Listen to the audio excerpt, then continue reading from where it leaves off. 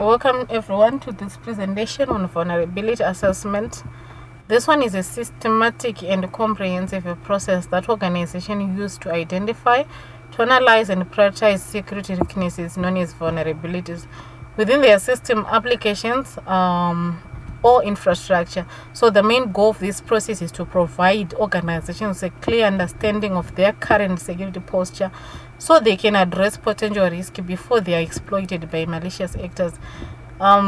So we have stages, 4 stages that we have when doing vulnerability assessment that we are going to explain. The first stage of vulnerability assessment is identification. This phase involves thoroughly examining the organization systems, the application, the hardware, the configurations, even business processes to uncover potential vulnerabilities. These weaknesses might include outdated software, misconfigured network devices, weak passwords, or flaws in application code. For example, an organization might use automated scanning tools to detect known vulnerabilities in its web servers or conduct manual reviews to identify insecure default settings in newly deployed devices. So the identification stage is foundational because it creates an inventory of all possible points of weaknesses that could be exploited by attackers. Once vulnerabilities have been identified, the next stage is analysis. During this phase, each vulnerability is examined to understand its potential impact and its severity of the risk. The severity of the risk it poses if exploited. So this analysis may involve determining how easily an attacker could take advantage of the weakness, what kind of damage could result, and whether the vulnerability could be chained with others for a more significant attack. For example, a vulnerability in a public-facing web application might be considered high risk if it allows attackers to gain unauthorized access to sensitive customer data. So the analysis stage often uses industry standard scoring systems such as the Common Vulnerability Scoring System, the CVSS, to provide an objective measure of severity.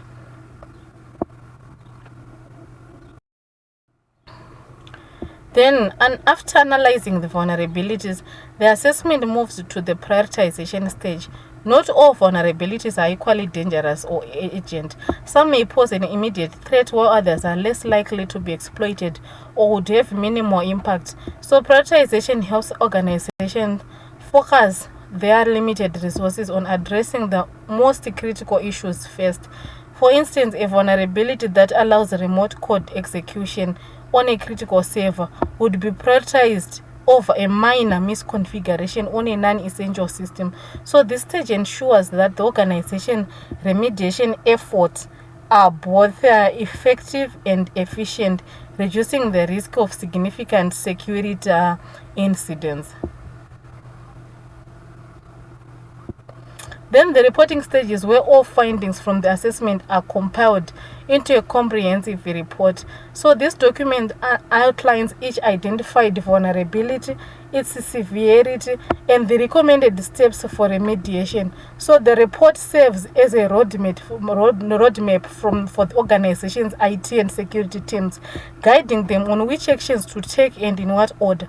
A well-structured report also provides valuable documentation for compliance purposes and can be shared with management to support informed decision making. For example, the report might recommend immediate patching of critical vulnerabilities while suggesting longer-term improvements to security policies or employee training. Then the final stage now of the vulnerability assessment process is remediation. In this phase, the organization takes concrete actions to fix or mitigate the identified vulnerabilities based on the priorities set in the previous stage.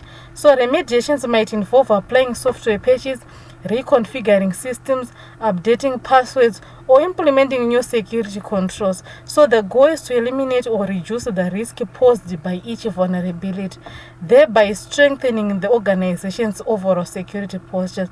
For example, after identifying a critical vulnerability in a database server, the IT team would promptly apply the necessary patch and verify what the risk has been addressed. So in conclusion, vulnerability assessment is a vital part of any organization's security strategy.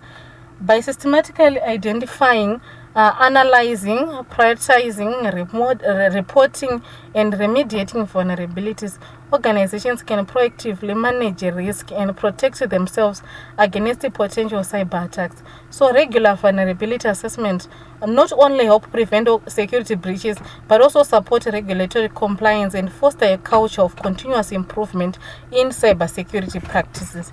This marks the end of my presentation, and if you have any questions are welcome in the comment section. Thank you.